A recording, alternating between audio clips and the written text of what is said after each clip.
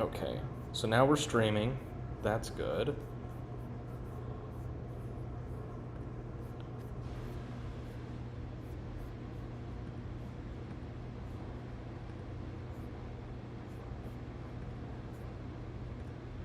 There.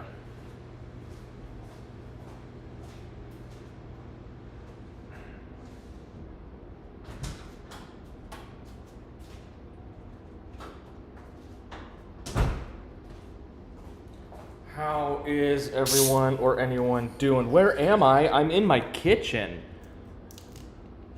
Which money back? Oh my god. Yeah, we're looking at the sun live through my telescope, but it's not quite centered yet. Trying to get it there.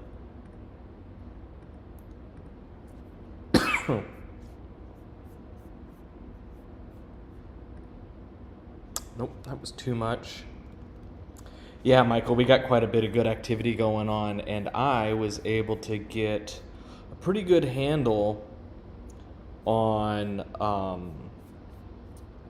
the HA focus today.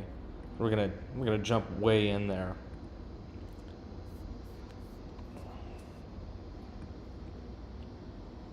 So I wouldn't be surprised if some of these areas here in the center might end up becoming solar flares.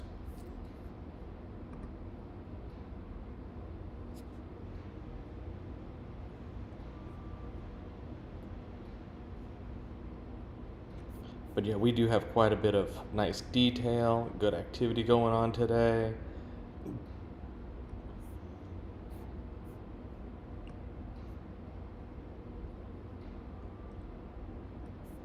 Let's see if we got any prominences happening.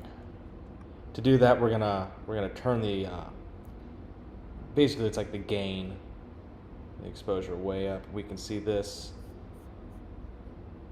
way fainter than the surface of the sun, but if we expose the sun really bright, we can get these to show up. It's a nice little prominence happening there. Something real faint right here. I bet if I turn this way up, we'll get that to show up. Look at those. Wow. What's going on with this guy? He's still all there, but look at that. Whoops, too far down.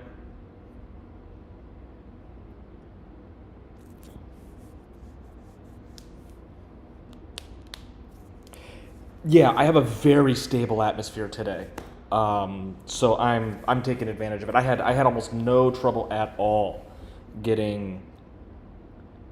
Is my image flipped? I don't know. It might be. Depends on who you've been watching,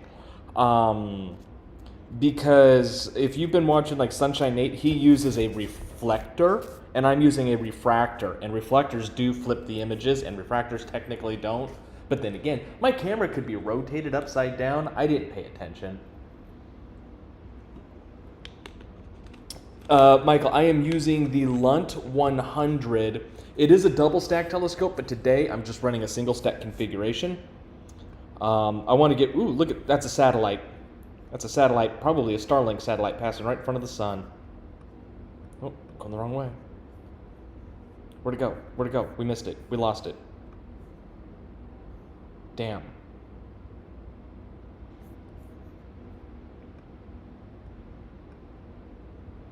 But that was really cool. We caught a little satellite just buzzing by the sun.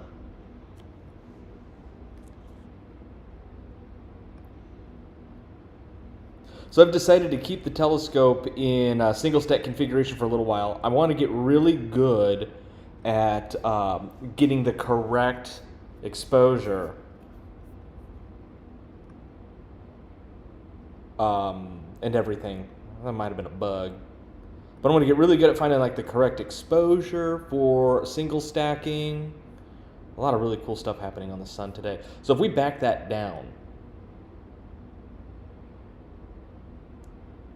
and turn the brightness way down. So now we can start seeing surface features again.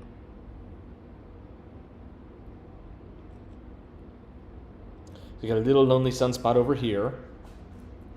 I don't know if you guys can see the mouse or not. I took a photo with my phone and threw that in the Discord server too. So, the professor will be able to see. See, the professor, he keeps hounding me. Okay, so the 60 mil double stack, yeah. I was strongly considering getting the 60 mil double stack, but then I realized I used astronomy tools to size the sensor. Look at this. Look at this. This is actually, I'll back out just a little bit more. The sun is almost the full y-axis of the sensor, and that's what I wanted. I wanted to maximize my ASI 174. And so that's what I'm doing here. That's why I decided to go with the 100 millimeter double stack. It gets me, can't see the mouse? Oh, I'm sorry. I don't know how to change that. I'll figure it out later though. But I wanted to be able to, without using Barlow's or anything like that, just stick the camera on the back of the telescope and maximize the real estate.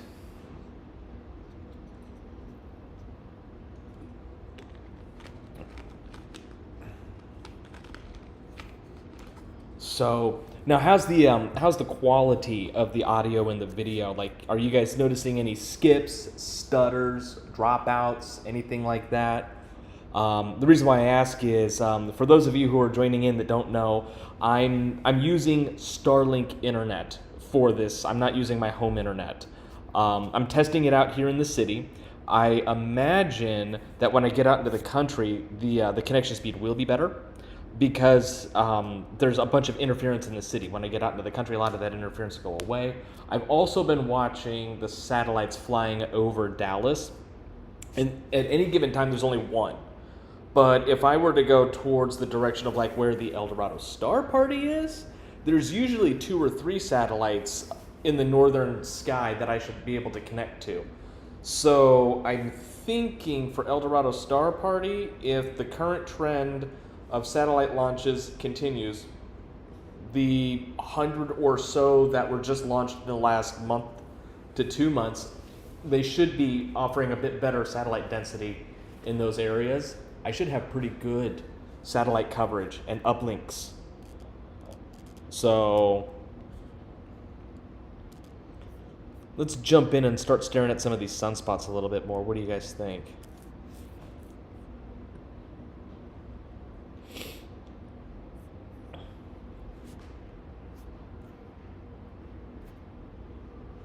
Yeah, that's what I've noticed. I've been watching how the satellites cluster in certain areas. It's interesting how they've got the orbits, the orbital shells and the orbits set up so that the more rural areas have denser satellites, and places like Dallas or Chicago or Atlanta, they usually only have one overhead at any given time, and I'm pretty sure that those are just, they happen to be passing through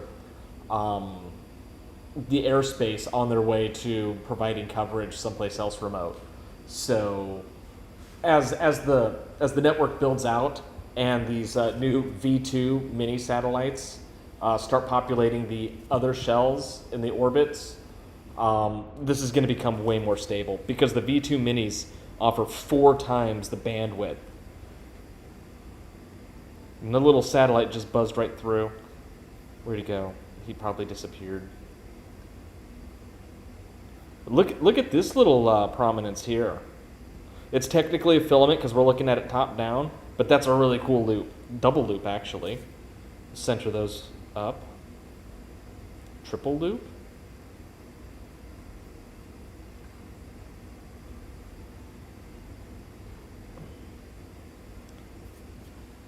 Yeah, that looks really good.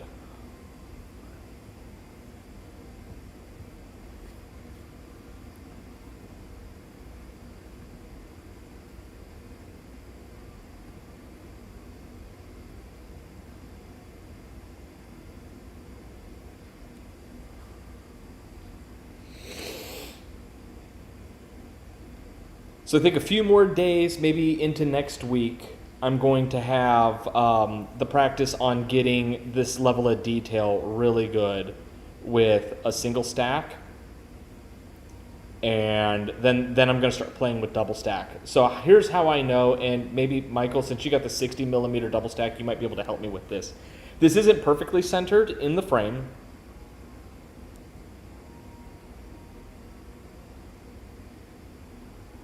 Okay, that's really cool, Michael.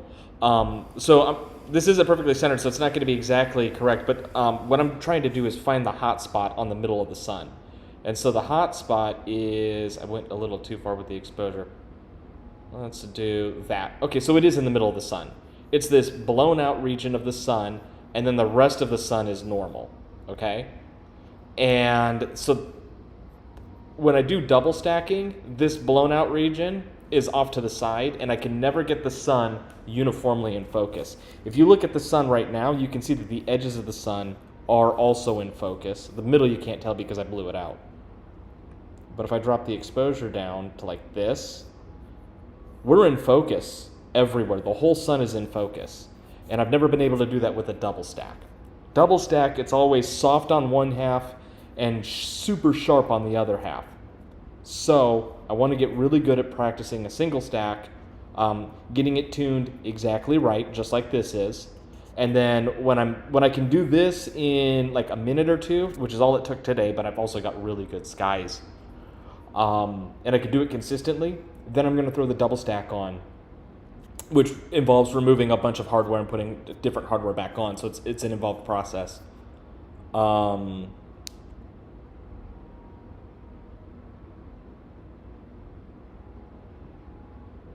Yeah. Oh, so you're using it. Yours is tilted. I'm using pressure tuned. The Doppler pressure tuning. What are those? The pressure tuned etalons, and you're using tilt tuning. Okay. But yeah, I use the pressure tuning, and I got to get that hotspot centered.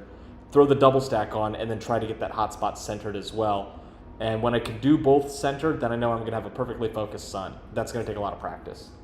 But once I figure out the orientation and everything, I can literally just mark everything with like a little marker, or not a marker, those wax pens or something like that. And I can mark where the two etalons are supposed to be aligned, reassemble everything, and then pressure tune and get it to go. But I want to do the annular solar eclipse this way. I'm going to do the annular solar eclipse over Starlink with this telescope, and you'll watch the moon move in, and I will have a ring of fire, and at one point during the ring of fire, I'm basically going to do this to the sun, and you'll have the moon in the middle, and then all of this really cool shit, the prominences and the filaments, burning out from the outside, and then like I'm gonna have to be super quick about it because I'm not gonna have much time, and then come down to like this level exposure and do it again. So I might have to catch like 100 frames like this, and then 100 frames. Oh, that's too bright. 100 frames like that. And I can practice this. I can set up capture profiles. And I can have two capture profiles, one back to back, and just do one and then just go right into the next once I figure out what to do. And then I can try to stack those and see if I can get the super detailed surface of the sun along with the feathery stuff on the limb of the sun.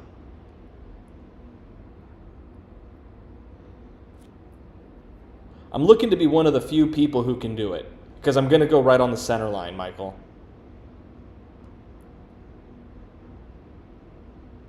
So the goal is to have a perfectly concentric sun and moon when I do this.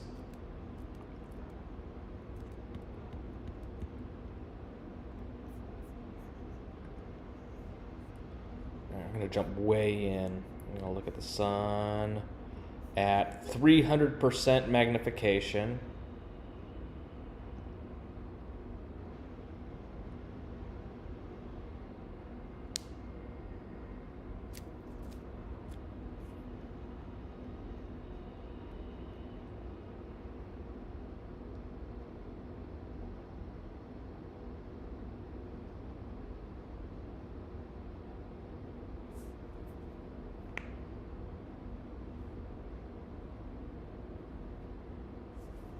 Okay, I might play with, I've never liked fire capture, but I might just have to like bite it and get used to it.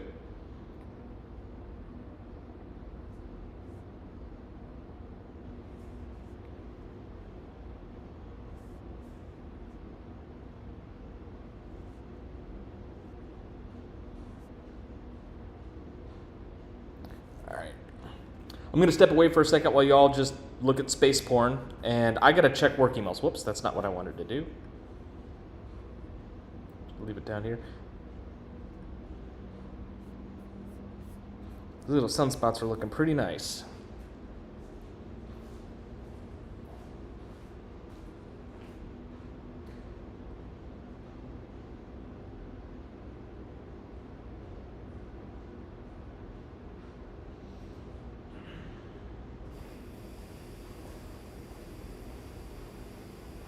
All right, nothing's really happening at work, so we're good there.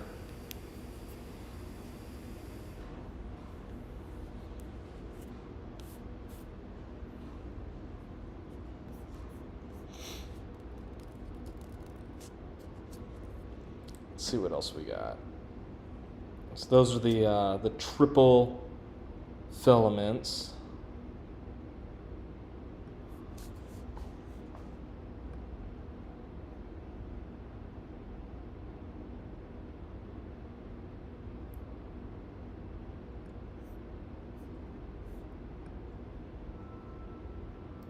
Just cruising around the edge of the sun, looking to see if we can find anything cool happening on the edges. There's a sunspot. Happy little sunspot just chilling out at the edge of the sun like that.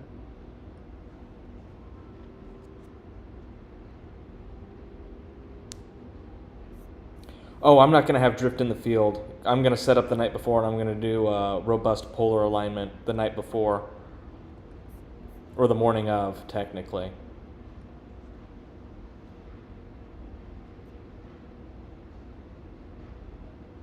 Actually, I'm not using an Apple Silicon Mac. I mean, I am. That's what I'm live streaming through. But I am running all of my astronomy software on a mini PC. And that mini PC is Windows based. I just got a new Windows 11 based mini PC that has twice the cores and 3 times the RAM as the last one, or the one that I'm currently using, as well as instead of being USB 3.0, it has USB 3.2. It's superior in many different ways. So I'm still tinkering with making sure that that works, that I've got all the right drivers before I live stream with it. That I should have completed by this weekend. And then that'll be my new streaming PC. Control PC, and then I just use remote desktop to connect into it, and that's all I'm doing is just piping out the window for remote desktop to YouTube.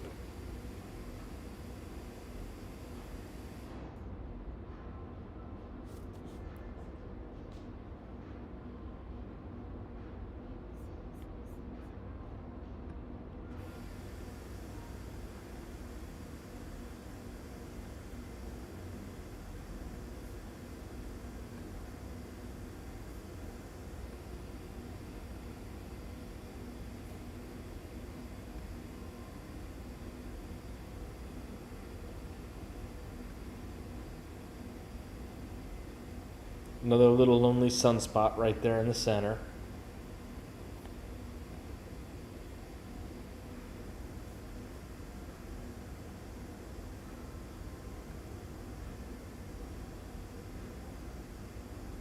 A couple of big chonkers down here.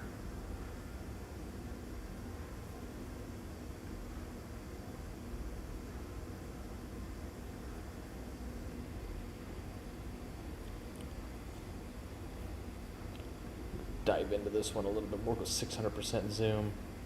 So now we're starting to like get, pixelated because we are getting down to the pixel level on my camera at 600% zoom.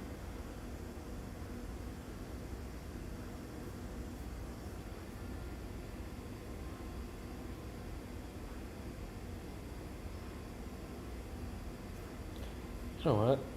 I think I'm going to try and do 1,000 frames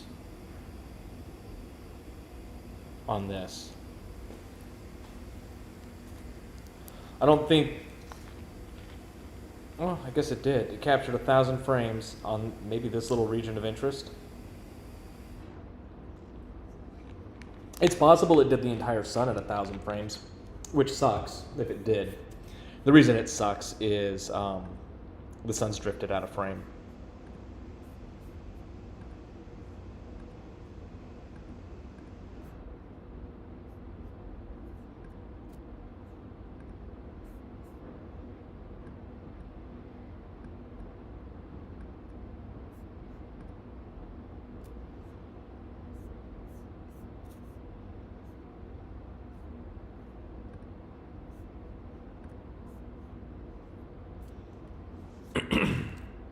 Do 3,000 frames at 130 frames per second.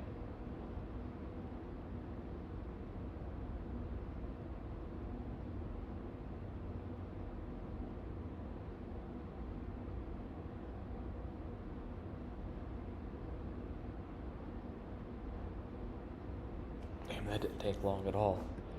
How am I capturing? Mono 8, that's why.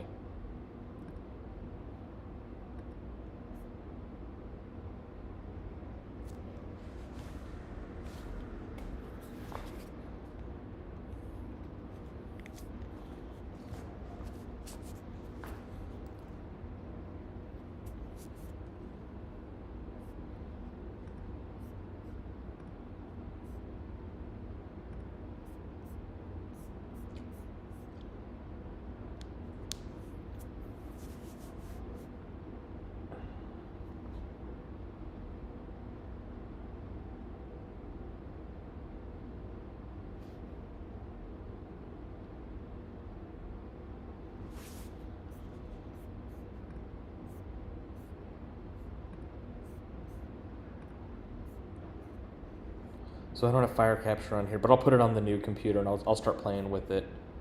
And I'll see if I can't get some different capture profiles set up. All right, so we're gonna zoom back in, say 400%. We'll go find those big sunspot stuff. There he is. There it is. Two big old sunspots.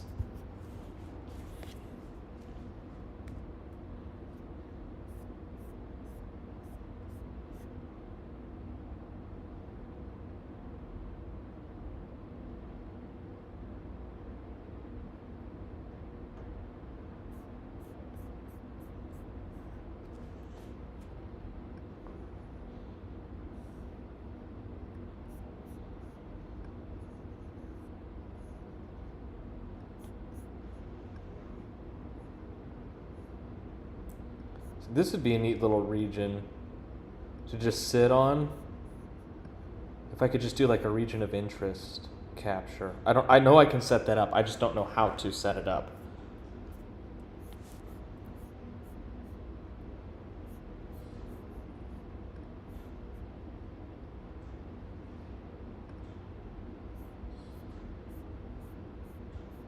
But if I could set up a region of interest to just capture from here and just set it up to capture like 500 frames every minute.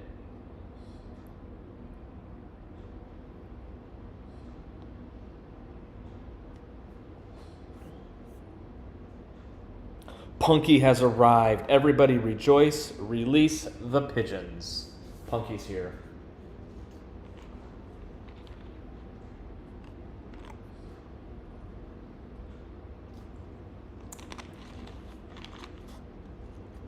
Hello, big head.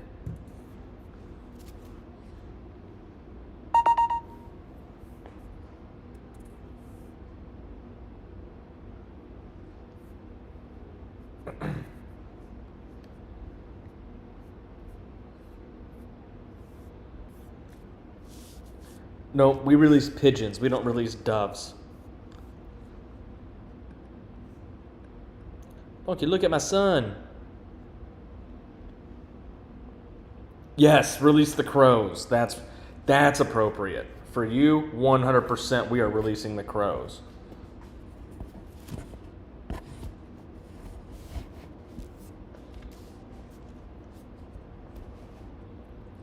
Can I capture the sun with color? I could if I had a color camera. If you've got a color camera, you totally could do it. But the cameras that I use for space are black and white because I use color filters. If you know how color cameras work, then you would understand that you're throwing data away when you start using narrowband filters like hydrogen, sulfur, or oxygen to do deep sky nebula, which is why I bought the mono cameras. And so then I make my own color images by doing that. And right now I'm not using any filters, it's just camera and telescope. That way I can have an unfiltered, unobstructed view. Make sense?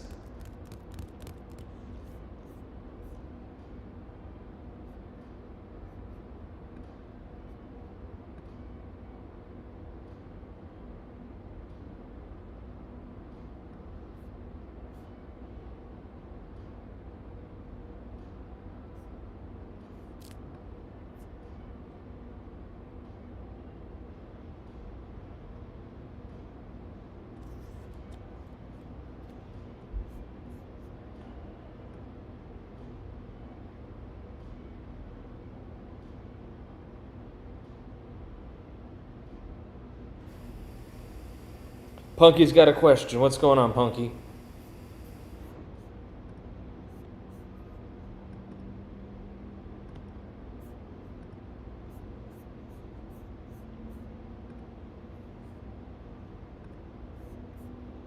If you're going to ask me to be your Valentine again, I'm going to have to remind you it's not Valentine's Day.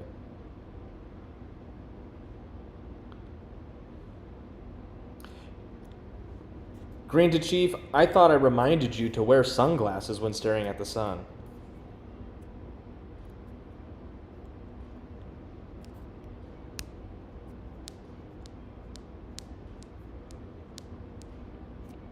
Punky, it's the broadcast is in color. You can probably see some color in the menu over on the right-hand side, but the sun is a black and white image.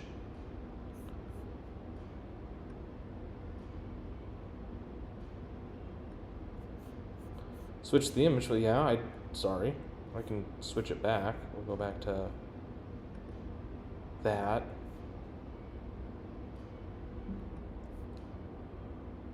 It's too dim, too dark.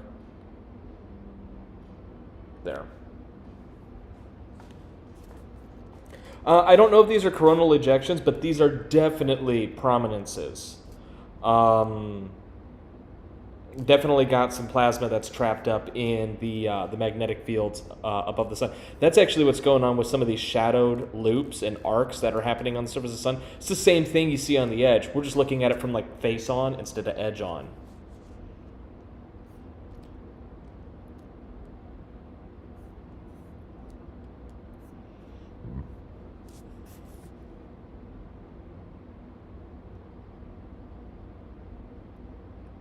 So here'd be a good example.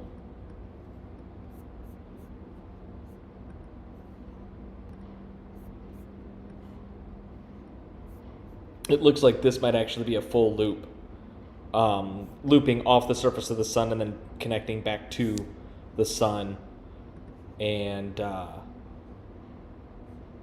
some column defects happening, but that's normal. So this would be a looping prominence. And that's no different than what's going on. It's too bright. Wrong direction. With some of these darker, looks like clouds hanging out over the surface of the sun.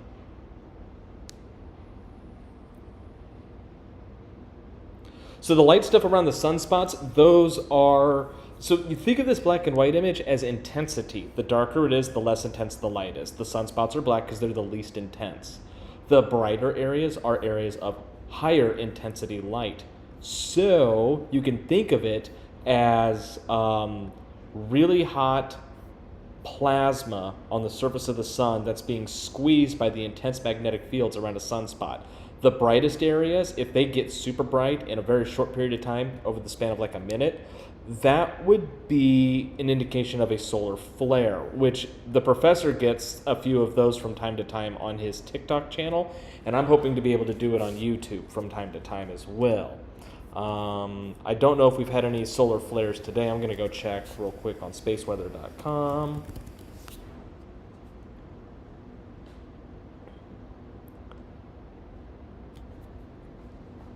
We haven't had any solar flares recently. The last one was about 6 hours ago. We've actually only had one solar flare in the last 24 hours. That was a class M2 at 11:55 Universal Time, which would have put it about 6 hours ahead of our time. So 5, almost 6 in the morning this morning was the last solar flare. So there haven't been any today that I've been able to capture.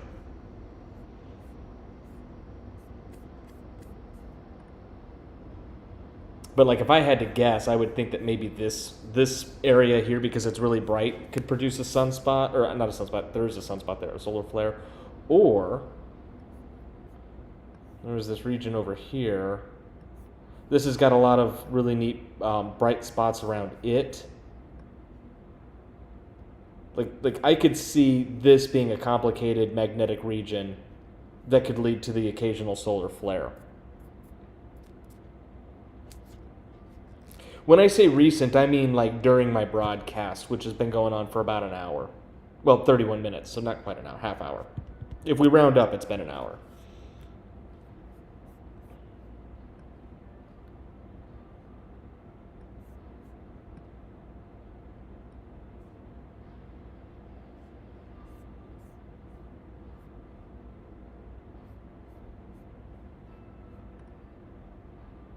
I'm going to try to figure out how to do a region of interest.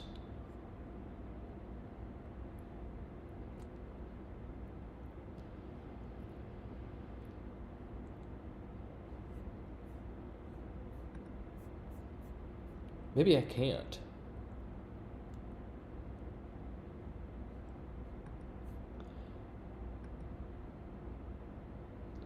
We're not going to do that. We're not doing that. Sun.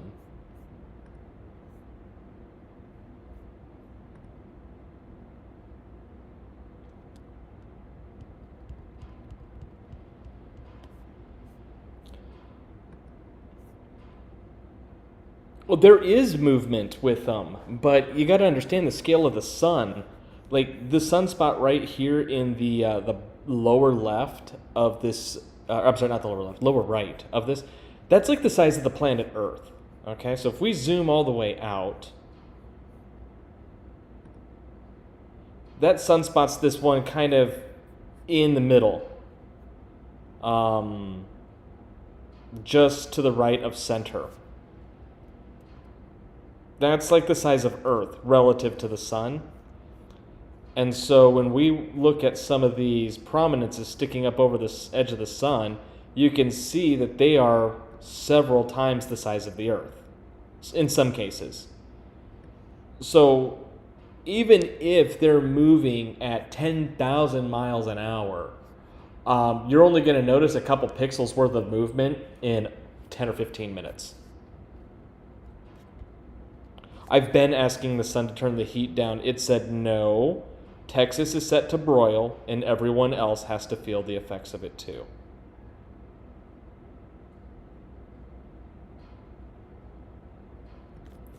But yeah, you know, to kind of go back and say, if you could, you know, why don't you see too much movement in those ejections or those flares? They are moving, but even if, like I said, even if they move at like 5 to 10,000 miles an hour, which is, you know, faster than anything that humans can, well, I should say that we can create, because our rocket ships definitely fly faster than that. But, you know, most of our manned air flight, like airplanes and stuff like that, they can't go that fast. I think the SR-71 Blackbird officially flies around 2,500 miles an hour. These would be moving, these sunspots or solar flares or whatever you want to call them, could be moving twice that speed. And it would still only move the equivalent of like a pixel or two every 10 minutes from this scale. So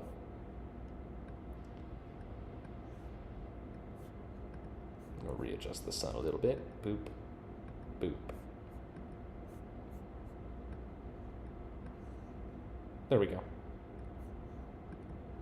Go back to 66%.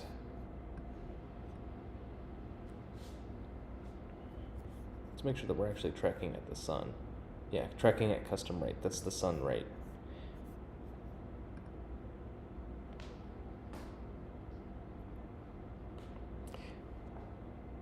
Yeah, the sizing is absolutely bonkers.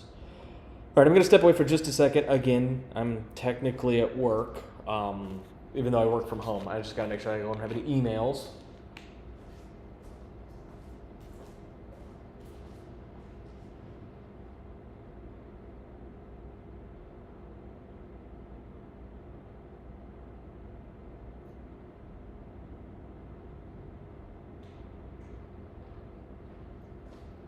Hi, Maverick.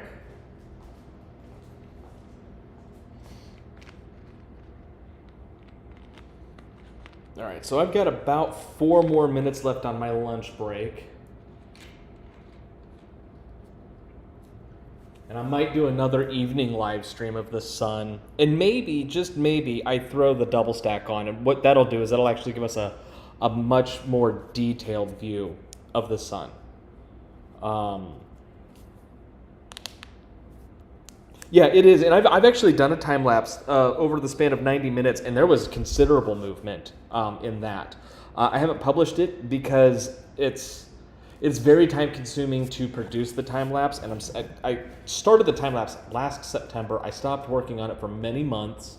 I'm thinking about going back and finishing up the work on it, but it was taking me hours to do the time lapse because you have to take like 100 images at a time, stack those images. They got to be, evenly spaced apart in time. So you take 100 photos as fast as you can every 5 minutes. But then you do that every 5 minutes for 2 hours. And then that means you got to process 24 final images and animate that. And it takes quite a bit. Like if you know how long it takes to do like a single image of the sun or a single image of the moon, imagine doing that 24 times.